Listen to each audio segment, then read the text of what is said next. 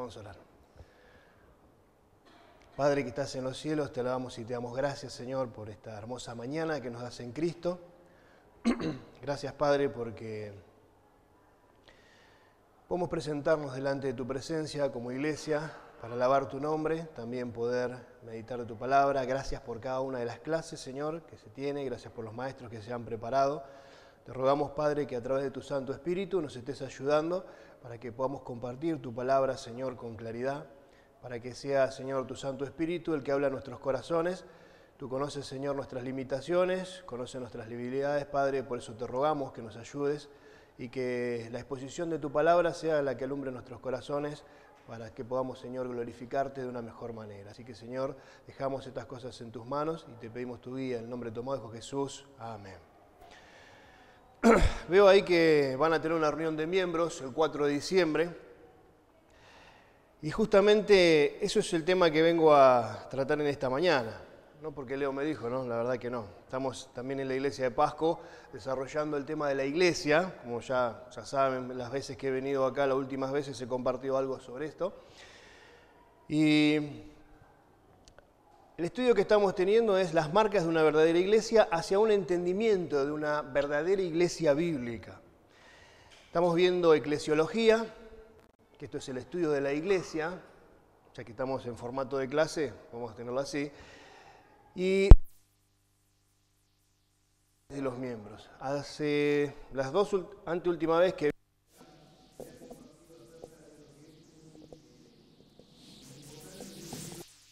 metido dentro de la iglesia. Cuando uno es creyente, una de las cosas que dijimos es que ser miembro, o sea, ser un cristiano es ser miembro de una iglesia cristiana, porque entendemos lo que es el Evangelio, lo que ha hecho en nosotros, por lo tanto nos comprometemos con una iglesia local.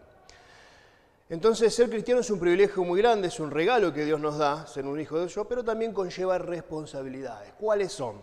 Esta mañana vamos a estar desarrollando justamente este tema, las responsabilidades de un creyente en una iglesia local, acá, en nuestra iglesia local.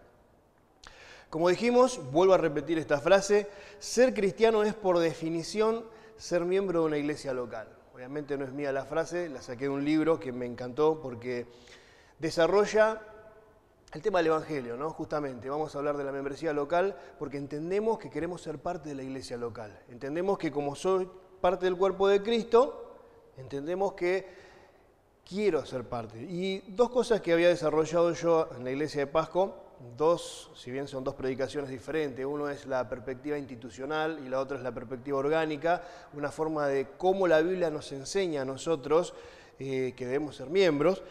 Y desde la primera perspectiva, vemos que nosotros al creer en Jesucristo, Dios nos ha llamado a ser hijos de Dios y nos trasladó del reino de las tinieblas, dice Colosenses capítulo 1:13, al reino de su amado Hijo. Ahora pertenecemos al reino de su amado Hijo, pasamos a formar parte de un pueblo. Primera de Pedro capítulo 2:9 dice que somos un pueblo escogido por Dios, linaje escogido, un pueblo, nación santa. Ya no pertenecemos al mundo, ahora Dios nos ha trasladado al reino de su amado Hijo, donde el Rey es Jesucristo y nosotros ahora, dice el apóstol Pablo, que somos embajadores de este reino. Y cada iglesia local que nosotros tenemos es una embajada donde nosotros predicamos el Evangelio y rogamos a todos los hombres que se reconcilien con Dios. Este es el Evangelio de la reconciliación con Dios. El pecado ha hecho tanto estrago, ha separado al hombre de Dios y nosotros, como embajadores de Dios, predicamos a este Cristo, porque nosotros hemos creído en Él. Entonces, esta era la parte de la perspectiva institucional, pertenecemos a un pueblo, pertenecemos a un reino cuyo rey es Cristo. Después tenemos la otra, la perspectiva, podemos decir, orgánica, pertenecemos a un cuerpo. Cuando nosotros nacemos de nuevo, cuando nosotros creemos en Cristo como nuestro Señor, pertenecemos a este reino donde fuimos escogidos, fuimos comprados con un alto precio, la preciosa sangre de Cristo, y pasamos a formar parte de su pueblo para la gloria de Dios. Pero al mismo tiempo, nos enseña 1 Corintios capítulo 12, que nosotros somos bautizados en el cuerpo de Cristo. Somos bautizados, somos sumergidos, somos introducidos al cuerpo de Cristo, de manera que empezamos a formar parte de la iglesia. Empezamos a formar parte de la iglesia, somos unidos a Cristo, unidos y hechos miembros del cuerpo de Cristo. Y esto se manifiesta de una forma concreta en la iglesia local. Cuando nosotros somos creyentes, nuestra vida cristiana en la que nacemos nace de una manera individual, es la comunión nosotros con Cristo, nuestra nueva relación que nosotros tenemos con Dios, y también nace de una manera a la que llamamos una dimensión colectiva. ¿Qué significa una dimensión colectiva? Nacemos a una relación con el cuerpo de Cristo, que es la iglesia. Y es ahí donde esas dos cosas son inseparables. Si bien podemos decir que algunos dicen, no, yo leo la Biblia y oro en mi casa, esto es un error muy grande, porque si nosotros hemos nacido de nuevo, somos parte del pueblo de Dios, del conjunto del pueblo de Dios, si somos parte del cuerpo de Cristo, y esto se va a manifestar dentro de la iglesia local, nosotros no nos podemos quedar en casa. Por eso nos congregamos, por eso el apóstol nos anima a nosotros, la carta a los hebreos nos anima a nosotros que no dejemos de congregarnos como algunos tienen por costumbre, la excusa que quieran, pero ser cristiano es ser miembro de una iglesia local y se manifiesta cuando en conjunto nosotros nos reunimos. Tenemos una vida, una parte individual, como decimos, nuestra nueva comunión con Cristo y la parte colectiva donde nos relacionamos con los hermanos de la iglesia. Por esto afirmamos que la nueva vida en Cristo se manifiesta concreta y realmente en el contexto de la iglesia local. Acá, ejemplo, Ezeiza. Nosotros allá en Pasco y así en las diferentes iglesias. Así nosotros vamos a manifestar que hemos creído en Cristo porque nos queremos congregar con los hermanos. Ser un hijo de Dios es un regalo muy grande. Vuelvo a repetir esta frase, es muy grande. Dios nos ha hecho sus hijos, pero también conlleva responsabilidades. ¿Y cuáles son estas responsabilidades que, como miembros de una iglesia de Cristo, yo debo cumplir dentro del contexto de la iglesia local? ¿Cuáles son estas responsabilidades? Bueno, esta mañana nos vamos a referir a tres responsabilidades. Cuando nos referimos a las responsabilidades del creyente, miembro de una iglesia local, vamos a hablar de tres áreas. Número uno, y es la primera y la principal obviamente, es la responsabilidad personal que yo tengo hacia Dios. Yo he crecido, ahora Dios me manda, entonces yo tengo una responsabilidad personal con Dios. Número dos, tengo una responsabilidad hacia la iglesia, hacia mis hermanos en Cristo. Y también tengo responsabilidad hacia los líderes de la iglesia. Hacia los líderes de la iglesia. Esto es lo que vamos a desarrollar en esta mañana, en el tiempo que tengamos. Vamos a tratar de hacerlo de la forma más clara posible y entendible, porque esto lleva más de 40 minutos de estudio. Pero en fin, vamos a la primera. Responsabilidad personal hacia Dios. ¿Cuáles son las responsabilidades que como miembro de la Iglesia de Cristo debo cumplir en el contexto de la iglesia local? Número uno, responsabilidad personal hacia Dios. Acá vamos a tener dos puntos, vamos a dividir así. Yo quiero que vayamos a Hebreos 10, 23 al 25. La primera responsabilidad que tengo hacia Dios como creyente es crecer espiritual y emocionalmente involucrado en el cuerpo de Cristo. Yo tengo que estar involucrado en el cuerpo de Cristo. Voy a crecer espiritualmente y emocionalmente porque me involucro con el cuerpo de Cristo. Esa es mi responsabilidad que yo tengo hacia Dios, hacia su iglesia. Hebreos 10, 23 al 25 dice así: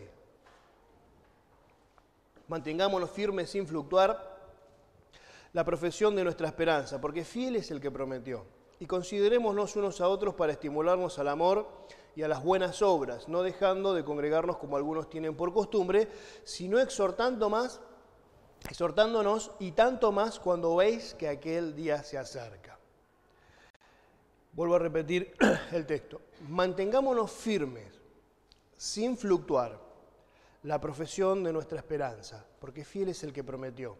Y considerémonos unos a otros para estimularnos al amor y a las buenas obras, no dejando de congregarnos como algunos tienen por costumbre, sino exhortándonos tanto más cuando veis que aquel día se acerca. Si bien es cierto que cuando hablamos del crecimiento, es mi responsabilidad crecer, espiritual y emocionalmente, estando involucrado dentro de la iglesia, es mi responsabilidad ir a la iglesia, es mi responsabilidad interesarme por este crecimiento. Si bien es cierto que es mi responsabilidad, por ejemplo, alimentar a mis hijos, a David y a Sara, que son los chiquitos, porque ellos no pueden valerse por sí mismos, también es cierto que a medida que ellos van a ir creciendo, obviamente van a tener que comer solos. Yo ya no les voy a dar de comer, simplemente les vamos a preparar y va a llegar un momento donde ellos se van a preparar la comida. Por ejemplo, Joel ya se cocina solo. Muchas veces no estamos y él ya está grande y él se cocina solo. Joel es mi hijo más grande, ya va a cumplir 17 años. Ahora, esto también pasa con los creyentes, pasa de la misma manera. Cuando un creyente está en su primera etapa de la vida cristiana, nosotros como iglesia necesitamos apoyarlo. Necesitamos hacer un esfuerzo, tanto la iglesia como los líderes de la iglesia, un esfuerzo intencional de buscar para alimentarlos, animarlos a leer la palabra. O sea, uno tiene que estar detrás para darle el alimento que necesita. Pero a medida que el creyente va creciendo, al igual que a nuestros hijos, nosotros tenemos que enseñarles a que sean independientes en buscar su alimento. Porque van a tener una edad, en un momento, que pueden ser responsables por sí mismos. En la iglesia con los creyentes pasa exactamente lo mismo. Hay un tiempo de crecimiento, hay un tiempo donde el creyente necesita ser alimentado de una manera que no puede, porque uno, por ejemplo, cuando uno cree en Cristo, tiene todas las ganas de querer congregarse, quiere aprender y uno tiene toda la fuerza, pero no sabe todas las cosas. Va aprendiendo, va creciendo. Y así tenemos unos creyentes que son nuevos y van creciendo. Después tenemos creyentes más viejos, parece que se quedan, como que no quieren crecer. Bueno, es la responsabilidad de ir alimentándose propia nuestra.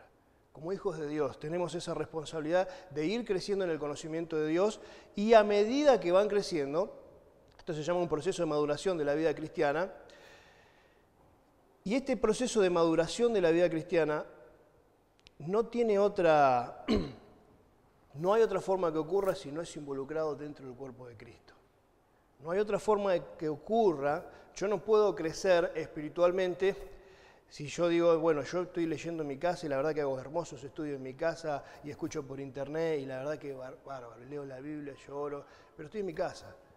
Pero si vos lees la Biblia y entendés realmente el Evangelio, no te vas a quedar en tu casa a estudiar la Biblia, a escuchar a algún predicador lindo en internet que nos gusta, vas a querer congregarte, estar con los hermanos, porque esa es una responsabilidad que nosotros tenemos, porque eso es lo que nos dice la palabra. Si la estudiamos realmente, si estamos estudiando realmente la palabra, vamos a querer congregarnos y estar creciendo juntos como iglesia, vamos a querer comprometernos.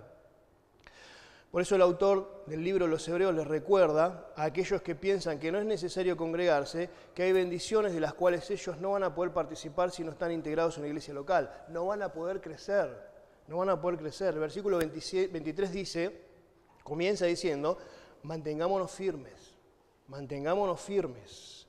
y mantengámonos firmes en la profesión de nuestra esperanza, este precioso evangelio en el que nosotros hemos creído. Nosotros, hermanos, debemos cuidar de permanecer firmes en lo que hemos creído, este precioso evangelio de esperanza. Pero la manera de permanecer firmes, sin fluctuar, sin vacilar, como dice el texto, sin dudar, que es lo que significa, es cuando nosotros nos congregamos como iglesia. Nosotros necesitamos congregarnos como iglesia, porque es ahí donde vamos a estimularnos al amor y a las buenas obras, como dice el texto.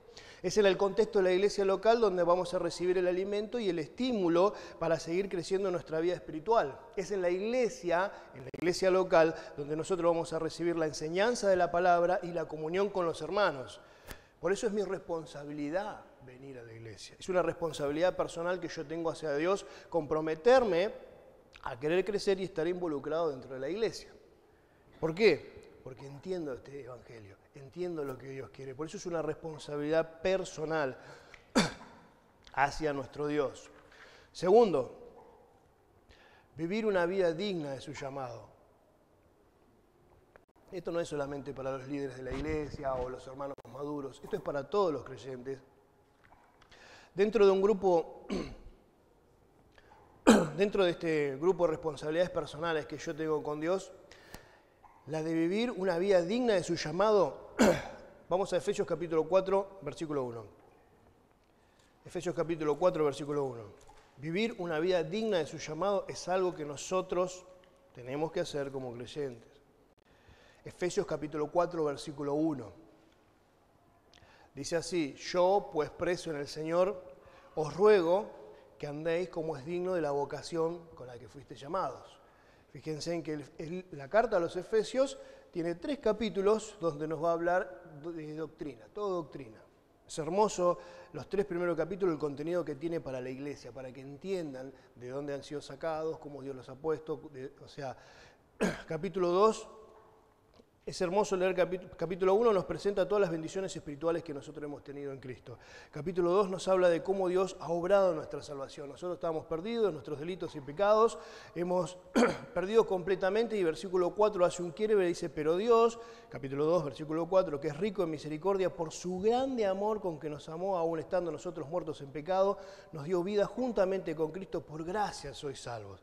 Esto es hermoso entender que nosotros en la iglesia hemos sido salvados de esta manera.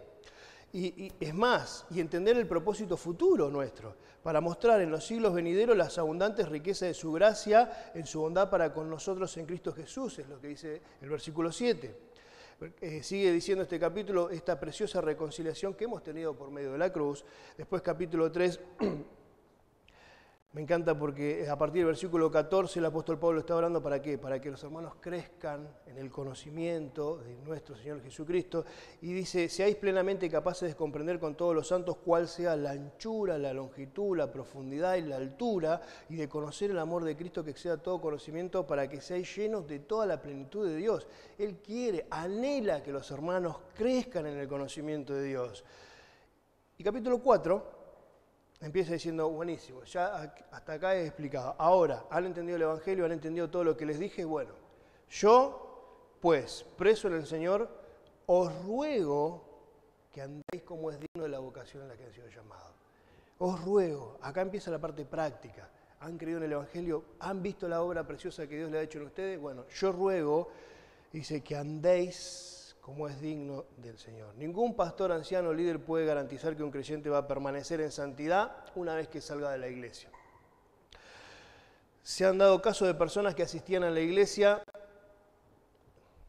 y los que tenemos años en la iglesia lo van a saber, lo van a haber visto más de una vez, que venían a la iglesia, parecía que andaban bien, pero su vida en su casa era desorden y pecado. Bueno, y después a la larga siempre salen las consecuencias a la luz. Entonces, lo que el apóstol Pablo estaba diciendo acá, miren hermanos, no tengan una doble vida. Yo les ruego a ustedes que anden como es digno de la vocación con la que fueron llamados. El Evangelio trae un cambio y transforma la vida, y yo quiero que vivan esa transformación. Por eso yo les ruego que ustedes anden dignamente, tengan la dignidad, como dice el Pablo, que anden dignos de la vocación con la que han sido llamados, dignos de este Evangelio. Vivan una vida para la gloria de Dios. Hay un principio que nosotros siempre no debemos dejar de pasar por alto. El grado de crecimiento de una persona está directamente relacionado con el grado que ésta ya haya apropiado de sus responsabilidades personales en cada área. O sea, vamos a ver la madurez de una persona o de un creyente cuando éste se compromete con Dios. Y este compromiso se ve en la iglesia. Y ahí vamos a ver cómo va creciendo.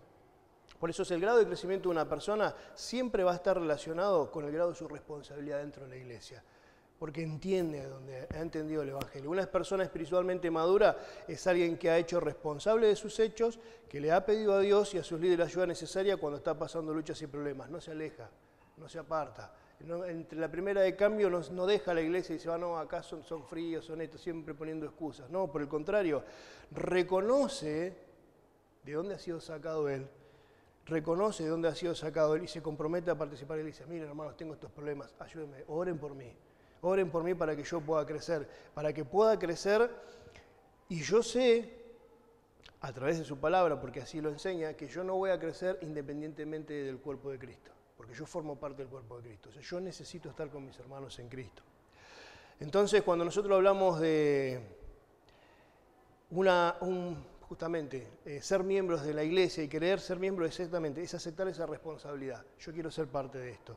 Quiero vivir una vida digna del llamado y de esta manera yo voy a ser miembro de mi iglesia y voy a vivir una vida que glorifique a mi Señor. Me comprometo con esto. Yo no soy perfecto, obviamente, tengo mis debilidades, tengo mis limitaciones, pero yo quiero vivir una vida digna del llamado que Dios me ha dado, digna del Evangelio. Y lo voy a hacer juntamente con mis hermanos, juntamente con la iglesia, porque es mi responsabilidad delante de Dios. Número 2, responsabilidad de los miembros hacia la iglesia, o sea, del creyente hacia la iglesia. Ya hablamos hacia Dios, cómo yo debo vivir una vida digna de su llamado y cómo yo debo comprometerme a crecer espiritual y emocionalmente involucrado dentro de la iglesia. Ahora vamos a ver la responsabilidad que como miembros de la iglesia tenemos, o sea, como miembros tenemos hacia la iglesia. Número 1, Miren que yo leí varios libros de esto y todos comienzan con esto, la responsabilidad del cristiano en la iglesia, y varios libros citan esto. Efesios capítulo 4, versículo 2 al 3. Dice así: con toda humildad y mansedumbre, soportándonos con paciencia los unos a los otros en amor, solícitos en guardar la unidad del Espíritu en el vínculo de la paz. Esta carta había sido enviada a toda la congregación, a toda la iglesia, a cada creyente en particular.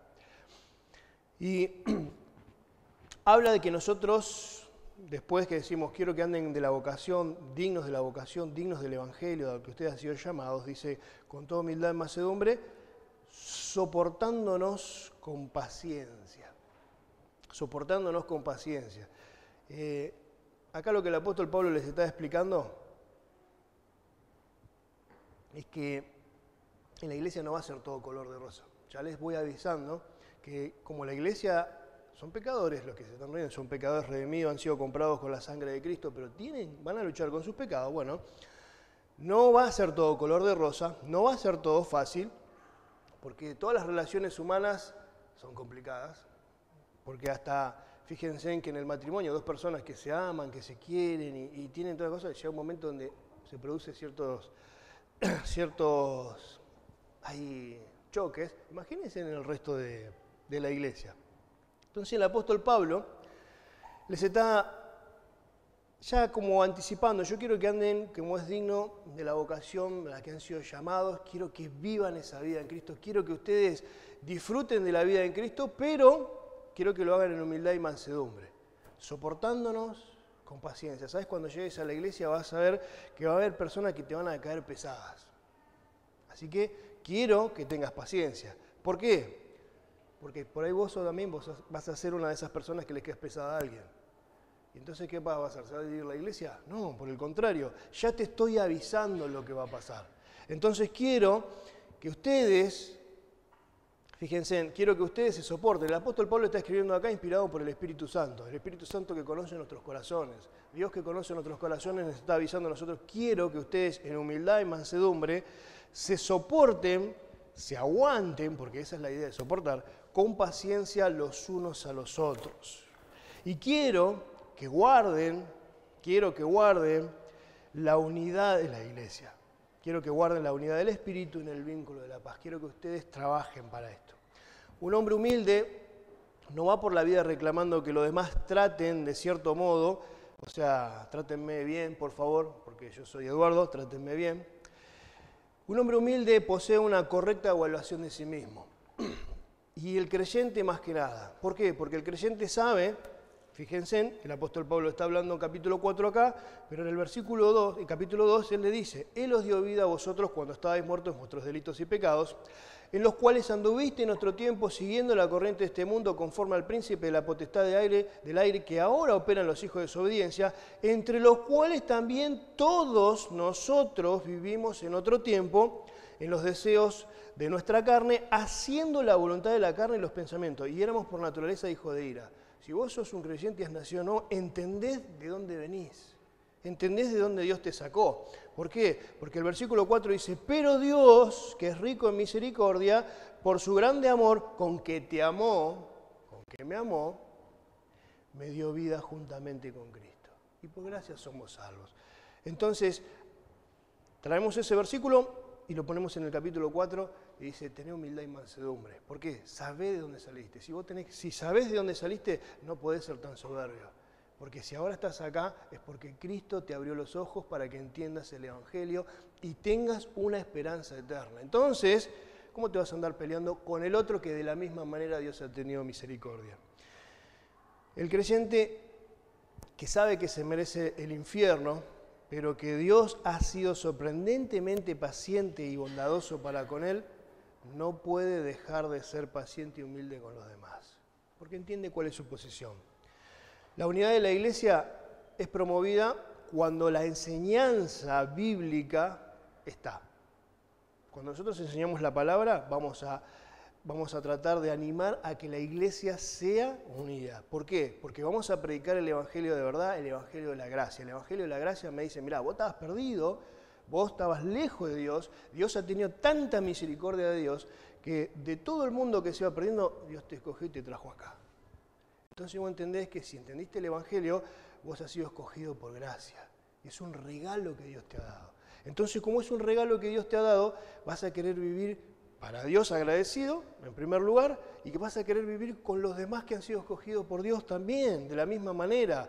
Y vamos a aprender a soportarnos, porque entendimos de dónde Dios nos ha sacado. Entonces, debemos entender quiénes somos y lo que Dios ha hecho por nosotros para poder vivir en consecuencia a esto. Y uno de los resultados va a ser la unidad práctica de la iglesia.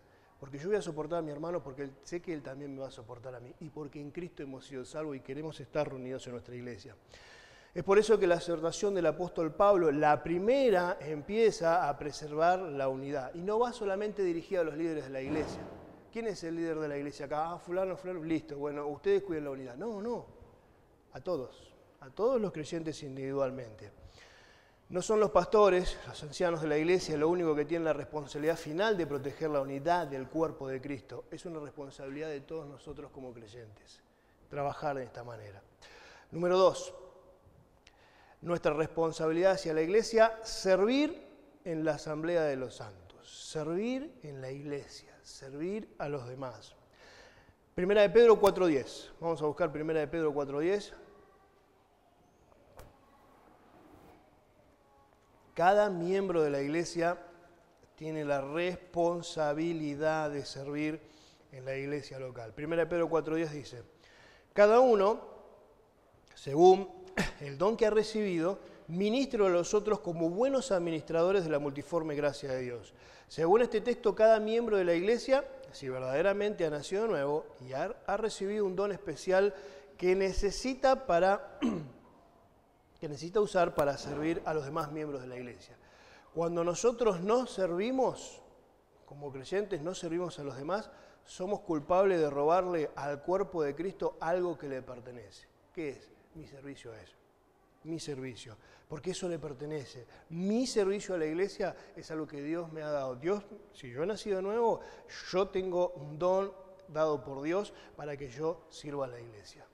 Si yo no lo hago, si yo no sirvo a mis hermanos, yo estoy robando eso a la iglesia. Cada miembro debe apoyar los ministerios de la iglesia con los dones que Dios le ha dado. No hay nada más poderoso que una iglesia de siervos que se reconocen, que han sido rescatados por Dios y que quieren servir para la gloria de Dios.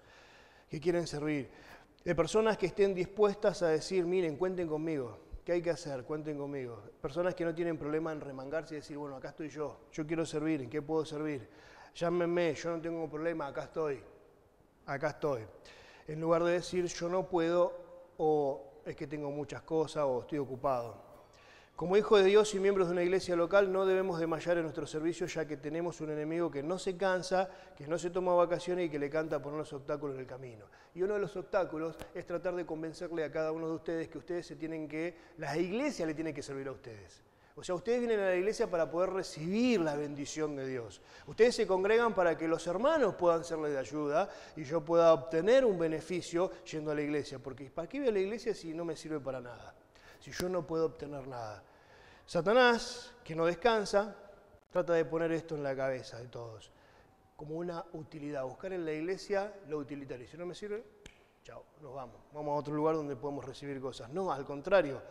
Si hemos sido salvos y entendemos este evangelio de gracia que estamos explicando, nosotros vamos a querer servir en la iglesia. Vamos a querer comprometernos para servir. Queridos hermanos, Cristo, el primero y principal, no vino para ser servido, Él vino para servir. Marcos capítulo 10, versículo 45 lo dice. Imagínense, mucho menos nosotros podemos pensar que estamos acá para que otros nos sirvan. Y el maestro dijo, si yo lo he hecho, cuando lavó los pies de los discípulos, dice, yo lo hice, dice, ustedes también lo van a tener que hacer. Así como yo lo hice, ustedes háganlo de esa manera.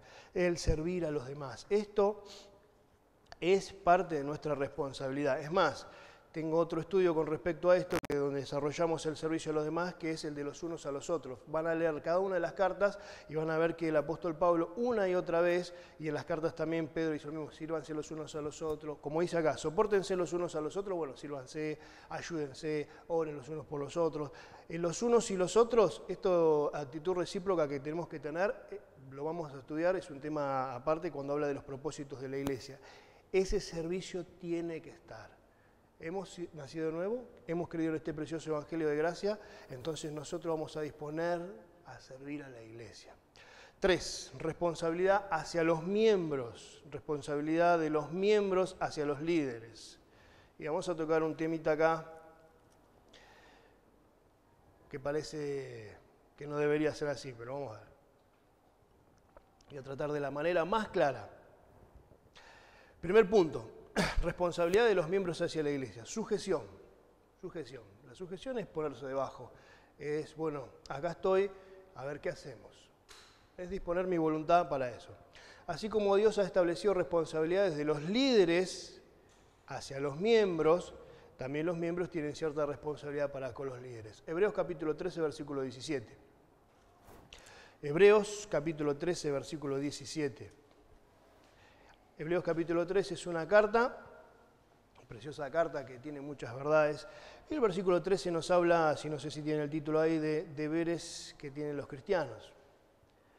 Empieza diciendo, permanezca el amor fraternal en primer lugar, en el primer versículo. Pero vamos a leer el versículo 17. Obedeced a vuestros pastores y sujetaos a ellos, porque ellos velan por vuestras almas, como quienes han de dar cuenta, para que no lo hagan con alegría y no quejándose, para que lo hagan con alegría y no quejándose, porque esto es provechoso. Aquí hay un llamado a sujeción, a ponerse debajo. Acá estamos, es lo que significa esto. Ponerse debajo como es como un término militar. Nos ponemos debajo del general, comandante o quien sea. Aquí hay un llamado a sujeción a los miembros, a los ancianos y a los pastores de la iglesia, entendiendo que Dios les ha asignado la tarea de velar por sus almas. Yo entiendo que Dios a los líderes de la iglesia les ha asignado la tarea de que ellos velen por mi alma. Por lo tanto, me dice acá que yo debo obedecer. Y esta obediencia siempre va a estar sujeta a lo que dice el versículo 7. Acordaos a vuestros pastores que os hablaron, ¿qué cosa? Dice el texto. ¿Alguien que lo lea? La palabra de Dios. Acordaos de vuestros pastores que os hablaron la palabra de Dios. Considerad cuál haya sido el resultado de su conducta e imitad su fe. Cuando nosotros estamos hablando la obediencia, va en el contexto de la obediencia a la palabra de Dios. Hay personas que Dios ha establecido como líderes que nos van a enseñar la palabra de Dios. Hay personas que Dios ha levantado de medio de su pueblo para que lleven y guíen a su pueblo con respecto a lo que la palabra de Dios dice. Ahí es donde nosotros debemos la obediencia, cuando nos están enseñando la palabra, cuando nos llaman la atención, porque muchas veces nos van a llamar la atención diciendo, miren, me parece que está haciendo porque la Biblia dice esto. ¿Entienden? La obediencia, sujetados a ellos. ¿Por qué? Porque ellos, ¿qué trabajo tienen? Velar por las almas. Entonces este texto tiene un llamado a sujeción de los miembros a los ancianos y a los pastores de la iglesia, entendiendo que Dios les ha asignado la tarea de velar por sus almas. Por otro lado, también este texto le recuerda a los pastores que su función es enorme delante de Dios, ya que tienen que dar cuenta acerca del cuidado que tienen hacia los creyentes, por eso no es tan fácil. El texto nos recuerda también la manera en que los creyentes deben someterse a sus líderes, de tal forma que los ancianos, o sea, qué actitud debemos tener nosotros someternos a nuestros líderes, de manera que los líderes de nuestra iglesia puedan dirigir la congregación con alegría. Qué responsabilidad de los miembros, ¿eh? Que los líderes puedan dirigir la congregación con alegría y no con quejas. En otras palabras, los miembros de la iglesia pueden hacer la vida emocional de sus ancianos, sus pastores, trágica, muy triste, según este texto lo que dice acá. O la pueden hacer muy placentera o con alegría, pueden producir alegría. ¿De qué modo los miembros de la iglesia pueden hacer difícil la tarea de sus pastores? Número 1, quejándose y murmurando continuamente. Ya no están cuidando lo que dice Efesios capítulo 4, versículo 1. Ya no están andando dignos de su llamado. ¿Por qué? Porque viven quejándose y murmurando continuamente. Número 2, resticiéndose a la autoridad. Mirá, la Biblia dice esto. Bueno, ¿qué va a hacer? Yo no puedo, yo soy así. Número 2, desafiando las decisiones. Acá me dicen que yo haga esto, pero bueno, yo me voy para otro lado. Creando división en el cuerpo de Cristo. No valorando el cuidado que se tiene sobre ellas, no apoyando con su presencia las actividades de la iglesia. ¿Saben? Pastorear a la iglesia por las que Cristo murió puede ser una de las tareas que más gozo se produzca. Y yo se los digo porque por experiencia propia ver a los hermanos que han nacido de nuevo y ver cómo el Evangelio transforma sus vidas y cómo cambian los matrimonios, cómo cambian los hijos, cómo cambian los padres, cómo cambian las relaciones, cómo el Evangelio cambia vidas, es hermoso. No sé, como dice mi compañero, se me pone la piel de gallina cada vez que pienso eso. Es hermoso ver cómo Dios hace una obra. Yo les voy a contar un testimonio práctico con mi amigo y hermano en Cristo, Carlitos. Cuando nosotros empezamos a trabajar con él, hace mucho tiempo atrás, iba yo a la casa y él escuchaba música rock, todo lo demás, así, no quería hacer nada, pero estaba empezando a venir a la iglesia. Quería hacer nada. Yo le leía la Biblia y venía, bueno, vamos a leer, sí, siempre nervioso, siempre nervioso.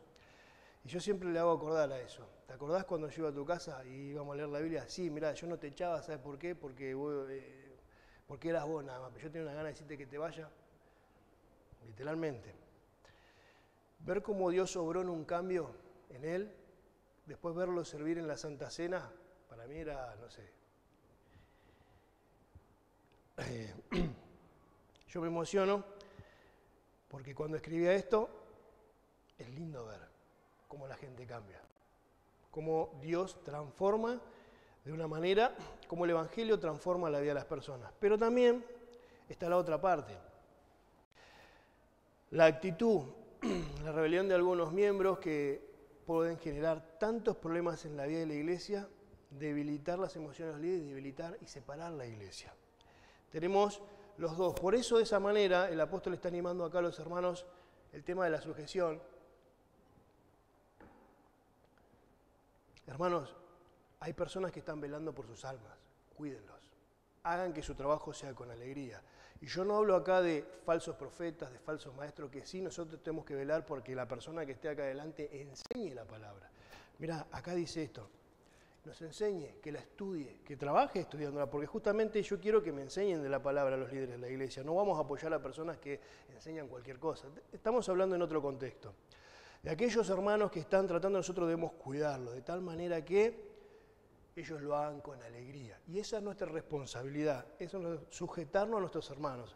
Al igual que los ancianos tendrán que dar cuenta a Dios de cómo lideran la iglesia, de esa misma forma los creyentes tendrán que dar cuenta también de cómo se sometieron o no a sus líderes y si lo hicieron, y si hicieron de tal manera que el trabajo de ellos no. ¿Cómo fue tu iglesia? ¿Te imaginen allá arriba cuando estén delante del Señor? ¿Cómo fue tu iglesia? Y no, la verdad que me hicieron la vida imposible. ¿Quiénes fueron? Ellos. Los pastores nos enseñan a nosotros. El que es enseñado en la palabra, dice Gálatas 6:6, haga partícipe de toda cosa buena al que lo instruye.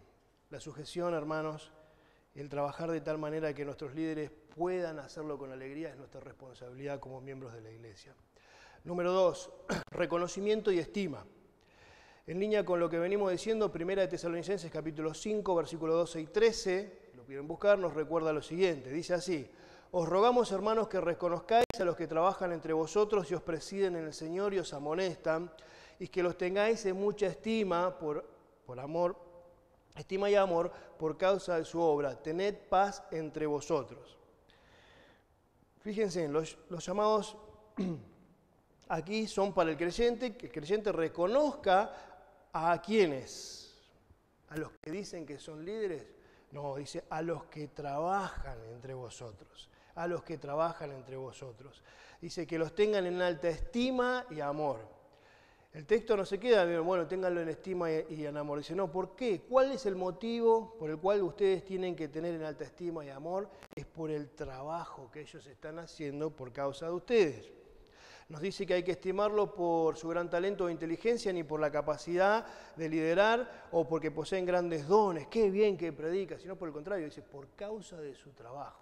Él está velando por la vida, los líderes están velando por la vida de ustedes. De la misma manera que los ciudadanos de un país deben someterse a sus gobernantes porque Dios los ha designado para tal función, también los creyentes deben asumir esa función de tenerlo en alta estima y reconocimiento. tener una alta estima y reconocimiento a los líderes de la iglesia por causa de su trabajo. Número 3, la mantención o manutención. El trabajar para el reino de los cielos es un privilegio y aquellos que trabajan para Dios deben ser honrados. 1 Timoteo capítulo 5, 17. Esta honra se manifiesta con la sujeción que venimos diciendo al liderazgo establecido por Dios, con el respeto y el apoyo también económico requerido. Eso es apoyado por las instrucciones que nosotros vemos. 1 Timoteo 5, 17. Dice así: los ancianos que gobiernen bien sean tenidos por dignos de doble honor. Ese reconocimiento y esa estima, excelente, buenísimo. Esa sujeción, excelente. Dice, mayormente a los que trabajan en predicar y enseñar. Son tenidos de dignos de doble honor. Ya tiene el honor de la estima y el reconocimiento. ¿Cuál es el segundo honor que tiene que tener, según el texto? Fíjense en lo que sigue diciendo el texto que sigue, el versículo 18.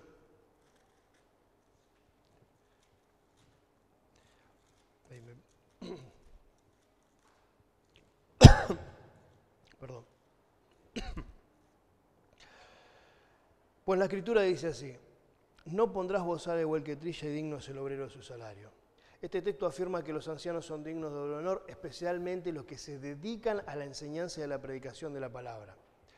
Este versículo explica lo siguiente. ¿Cuál es la razón que deban tener digno de doble honor? Dice, porque la Escritura dice, no pondrás bozal igual que trilla y el obrero es digno de su salario. Este último versículo nos deja de ver que ser digno de doble honor nos conlleva a una responsabilidad de la iglesia de sostener a quienes se trabajan y dedican sus vidas a enseñar y a predicar. Digno es el obrero de su salario. Y nosotros como congregación, la mayoría de los estudiosos concuerdan lo siguiente, que nosotros como iglesia debemos sostener a nuestros pastores, debemos sostener a aquellos que están sosteniendo. Debemos sostener, perdón, ya con esto termino, ya estoy llegando. Debemos sostener a nuestros pastores. Una iglesia debe sostener a sus pastores, debe sostener a sus líderes. Y por último, la reputación.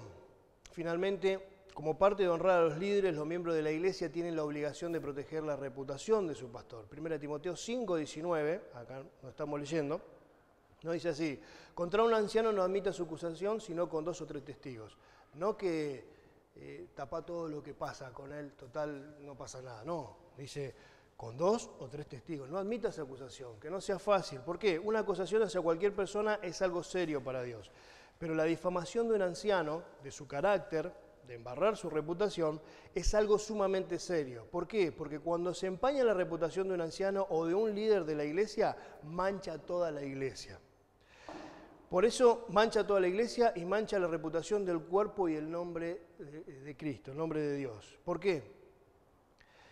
Porque si hay una falta en un anciano o en un pastor, si hay una falta real, está manchando al cuerpo de Cristo y está manchando a la iglesia de Dios. Ahora, y es muy grave. Ahora, si eso no es real, ¿qué hacemos? Nosotros vamos a aceptar tan fácil eso. Por eso acá dice, con 2 o 3 testigos. Necesitamos que haya 2 o 3 testigos, a ver si es real. Porque los ancianos y los líderes de la iglesia están puestos en una posición donde van a ser acusados de muchas cosas y muy falsamente en todos los casos. Por eso, si hay una acusación, cuida la reputación de un anciano. A ver, no admita esa acusación, sino con 2 o 3 testigos. Nosotros como iglesia debemos aprender eso, a cuidar la reputación de nuestros líderes. Obviamente a no aceptar cualquier cosa, eso yo quiero dejar bien en claro, que no podemos aceptar cualquier cosa y decir no, vamos a tapar. No significa tapar, significa que no aceptemos acusaciones muy livianamente, sino que cuidemos de nuestros pastores, de nuestros líderes. Conclusión, ser cristiano se manifiesta concreta y realmente en el contexto de la iglesia local. Por eso se espera que el cristiano sea un miembro comprometido de la iglesia local y este compromiso se pone de manifiesto cuando se asumen las responsabilidades que buscan glorificar a nuestro Dios. Y yo termino con estas preguntas. ¿Ya sos miembro comprometido de tu iglesia local? ¿Cómo estás llevando adelante tus responsabilidades como creyente? Hay que pensar en estas cosas, hermanos, porque esto es parte de nuestra vida cristiana. Vamos a orar. Padre que estás en los cielos, gracias te damos por este tiempo donde podemos meditar en tu palabra. Queremos rogarte que nos ayudes a poder llevar una vida digna de esta vocación preciosa, Señor, de este evangelio precioso, Señor, que nos has llamado a ser partícipe. Te rogamos que nos ayudes a que con nuestras vidas podamos, Padre, nosotros glorificarte a ti, a cuidar tu iglesia, a cuidar a los líderes, a cuidar a los hermanos y a cuidar también nuestro testimonio, Padre, delante de las personas, Señor, los incrédulos, para que otros puedan conocerte también. Así que gracias te damos por tu palabra y gracias te damos por ese regalo precioso que nos has dado en Cristo, esta salvación tan grande. Te dejamos todas estas cosas en tus manos, en nombre de tu amado Jesús. Amén.